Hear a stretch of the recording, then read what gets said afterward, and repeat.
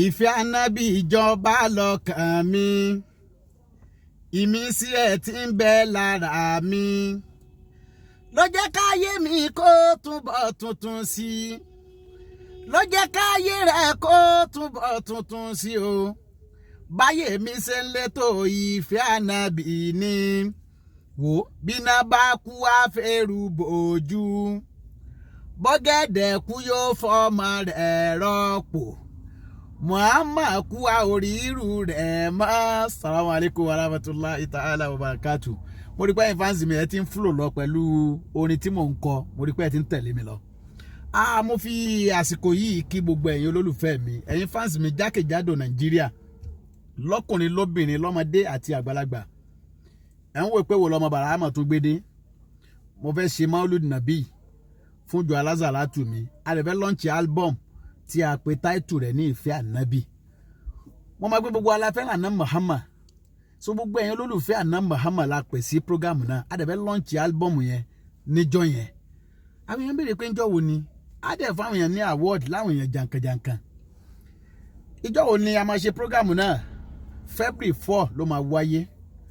Oṣù kejì, ìjọ́ kẹrin nínú oṣù kejì ni launch náà máa wáyé. Tá a máa ṣe ní art and culture. Bẹ́yẹn bá ti dé gèrè alimi tẹ́yìn bá ti sọ pé Kwara State Art and Culture lèyàn lọ, so ibẹ̀ láti máa ṣe ní ọjọ́ yẹn. Àwọn olólùfẹ́ wa ń pè wá pé báwo ni flesh tẹ ṣẹ́ ń di arí pé ẹ mú aṣọ. Yes, a mú aṣọ yẹn láti gbé dé yìí. Ṣé o ti rí báyìí materials ni? Kò sí ẹni tí ò lè wọ̀, obìnrin lè wọ̀, ọkùnrin lè wọ̀, kódà ọmọdé lè wọ̀, àgbàlagbà lè wọ̀. Tí a bá fẹ́ ra materials tá a mú yìí 1,500 ni. Ní trouser kapa trouser 1500. Ṣé o rí báyìí? Tí a bá fẹ́ bá wa ra àǹkárá, kò sẹ́ni tó máa ra àǹkárá ẹ̀tún ní love ẹ̀. Ṣé o rí báyìí? Tí a bá fẹ́ ra àǹkárá ọ̀pá mẹ́fà 5,000 naira ni lẹ́yìn olólùfẹ́ wa. Ẹni tó bá love àǹkárá kó ra àǹkárá.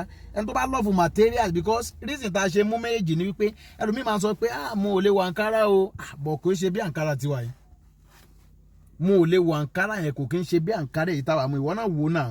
Ṣé o ti rí báyìí? Kò kí ń ṣe àwọn àǹkárá téèyàn máa fọ̀ lẹ́ẹ̀kan tó máa lẹ́nulẹ̀. Tó bá dẹ̀ wo materials tá a mú náà, òun náà kì í síbẹ̀ ni. So mo bẹ̀ Ọlọ́run fún gbogbo ẹ̀yin olólùfẹ́ wa, kí Ọlọ́run kó wọlá àtànábì wa Muhammad, kí ó bá mi bò yín ní àṣírí, kó má tú àṣírí yín ọlá àti tóbi Al-Qur'ani. So ìyẹn lè sanwó pẹ̀lú account number tó wà lórí flesh yẹn. So tí a bá dẹ̀ ti san, ó máa ya receipt yẹn wà, dẹ̀ send ẹ̀ sí wa, a lè confirm pé o ti sanwó.